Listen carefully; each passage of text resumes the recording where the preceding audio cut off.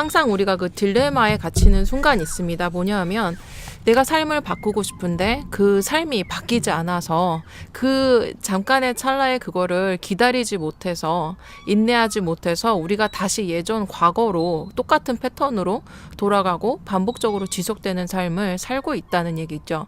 일단 저는 아까 에너지로 이해를 다 하려고 합니다. 에너지, 진동, 주파수 이 세 가지로만 이 세상을 이해해도 너는 다 이해한 거다라고 이게 니콜라 테슬라가 얘기를 했죠. 마찬가지로 조 디스펜자도 에너지적인 차원에서 즉 전기와 자기적인 차원에서 이 책에서 설명을 하는데요.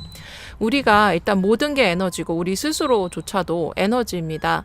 그런데 우리가 하는 활동이 뭐가 있나요? 맞아요. 생각을 하고 그리고 감정을 느끼는 그 활동을 합니다. 그런데 여기서 커다란 것이 있어요. 뭐냐 하면 생각은 정기적인 활동이고요. 그리고 감정은 자기적인 활동입니다. 어디서 많이 들어보지 않으셨나요? 정기와 자기 합치면 뭘까요? 전자기입니다. 그래서 전자기장은 또 다른 말로는 우리 주변에 있는 에너지장을 또 뜻하기도 합니다. 그래서 요는 뭐냐 하면 우리가 삶이 바뀌지 않는 이유는 늘 똑같은 방식의 생각, 늘 똑같은 패턴의 감정, 이것을 둘 다 교합된 것을 우리가 느끼고 살고 있기 때문에 그래서 우리의 삶이 실질적으로는 변화가 없다라는 겁니다. 여러분도 아시겠지만 뭐 진동을 올려야 되고 에너지를 올려야 되고 그 이유는 뭔가요? 맞아요. 우리의 삶은 사실은 에너지로 표현이 돼야 되고 그 에너지의 영향으로 우리가 모든 것들을 창조하고 있다라는 겁니다. 그런데 그 에너지 패턴이 예전과 그리고 지금이 달라야지 이게 우리 삶이 바뀔 수 있는데 그런데 이것이 똑같은 패턴이라면 여러분들이 똑같은 생각, 감정을 가지고 똑같은 에너지장을 분출하고 있다면 어떻게 될까요? 여러분들이 만드는 그 에너지장은 여러분들 개개인의 특정 주파수를 뜻합니다. 주파수 많이 들어보셨을 거예요. 사람들마다 주파수가 다 있다고 그것이 어떻게 보면 우주에서 우리의 주민등록증하고도 똑같다고 제가 설명을 드렸습니다. 그런 주파수를 우리가 늘 방출하고 있다는 얘기예요. 그런데 그 주파수가 만약에 우리가 생각 플러스 감정을 해서 그것이 우리가 우울한 느낌이라면 어떻게 될까요? 맞아요. 여러분은 우울한 주파수에 고정되어 있는 상태인 겁니다. 그런데 그것이 제가 경험이 중요하다고 얘기하는 것은 바로 이겁니다. 이게 포인트예요. 여러분들이 똑같은 에너지장에 계속해서 똑같은 신호, 즉 주파수, 우울한 주파수를 계속 보내고 있다라고 한다면 그게 경험이겠죠? 그 경험이 지속적이고 반복적으로 오래 진행됐다면 어떻게 될까요? 맞아요. 거기서 벗어나올 수 없을 겁니다. 하지만 우리가 매 순간 알아차리고 그 안에서 또 다른 생각, 또 다른 감정, 즉 gratitude라고 하죠.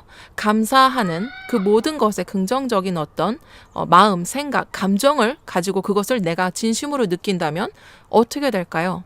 계속 반복적이고 지속적으로 여러분들이 경험하기를 늘상 알아차린 가운데에서 선택을 하신다면 어떻게 될까요? 여러분은 또 다른 세상에서 또 다른 현실을 창조하고 그 안에서 즉 여러분이 원하는 현실을 창조해서 사실 수가 있게 되는 겁니다. 그래서 제가 뭔가 좀 여러분들에게 한 구절을 좀 읽어드리고 싶은 게 있어요. 똑같은 감정으로 매일 살아가다 보면 우리 몸은 자신이 늘 똑같은 환경 속에 있다고 믿게 되는 것이다. 그때 우리는 똑같은 선택을 하게 되고 똑같은 습관으로 똑같은 경험을 하게 되며 또다시 똑같은 감정을 품게 된다. 이 자동 프로그래밍 습관 때문에 우리의 세포들은 늘 똑같은 화학적 환경에 끊임없이 노출된다. 이 화학 물질이 늘 똑같은 유전자에 똑같은 방식으로 신호를 보내고 우리는 꼼짝없이 갇힌 신세가 되고 만다. 우리가 늘 느끼는 그 감정들, 그것을 잘 살펴보시기 바랍니다. 감정이라는 것을 우리가 알아차려야 된다라는 겁니다. 뭐냐 하면 여러분이 느끼는 그 모든 감정은 우리 뇌에 어떤 화학 물질을 만들게 됩니다. 그런데 그것이 똑같은 감정을 계속해서 느낀다면 어떻게 될까요? 여러분은 똑같은 호르몬에 중독돼 있는 상태입니다. 근데 그것이 비단 감정의 문제일까요? 아니에요. 감정의 문제가 아니고 그것도 또 여러분의 생각도 똑같이 중독입니다.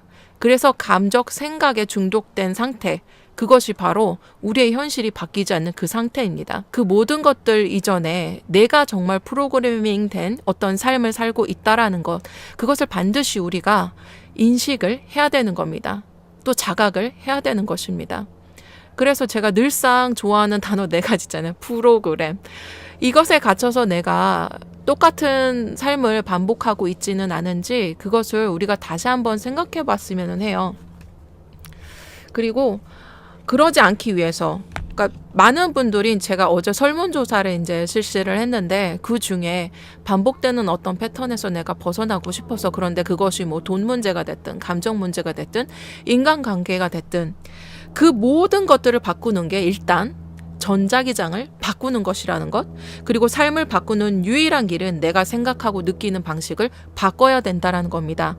그러면 이런 질문이 나올 수밖에 없어요. 그러면 어떻게 하면 제가 예전의 삶에서 벗어나서, 솔직히 벗어나는 것은 없습니다. 하지만 알아차리는 것만 있습니다. 어떻게 하면 그것을 알아차리고 내가 새로운 삶을 살 수 있을까요? 내가 원하는 삶을 창조할 수 있을까요? 라고 궁금하시잖아요.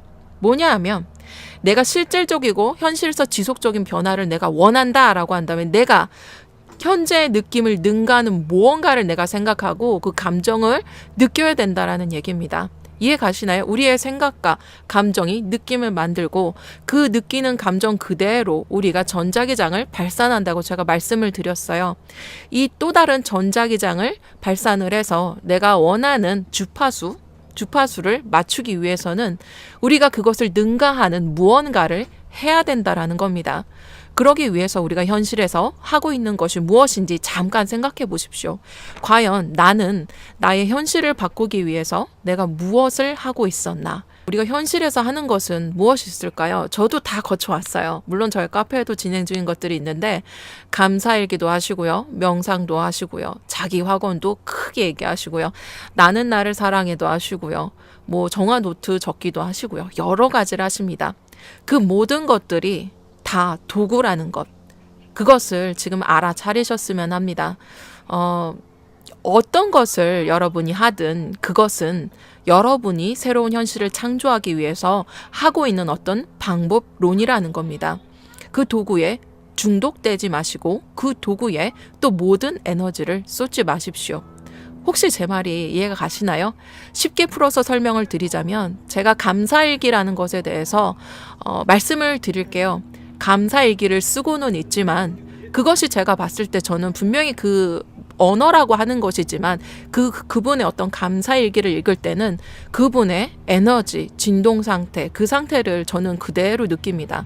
그래서 그것을 봤을 때는 이분이 정말로 감사의 어떤 마음이 그 스테이지에 있어서 그것을 느껴서 글자로서 풀어내고 그것을 정말 선순환하기를 원하는지, 아니면 그냥 정말 의식적으로 감사일기라는 것을 어거지로 써서 그 감정을 만들어내고 있지는 않는 것인지, 무엇이 먼저가 돼야 될까요? 여러분이 지금 하고 있는 정화노트, 감사일기, 미용감사, 그 모든 것들은 여러분들에게 조금 더 나은 생각과 감정을 훈련시키기 위한 도구라는 것입니다. 영상이 도움이 되셨다면 좋아요, 구독 꼭 부탁드리고요. 잠시 후에 2차 짧은 방송으로 또 돌아올게요.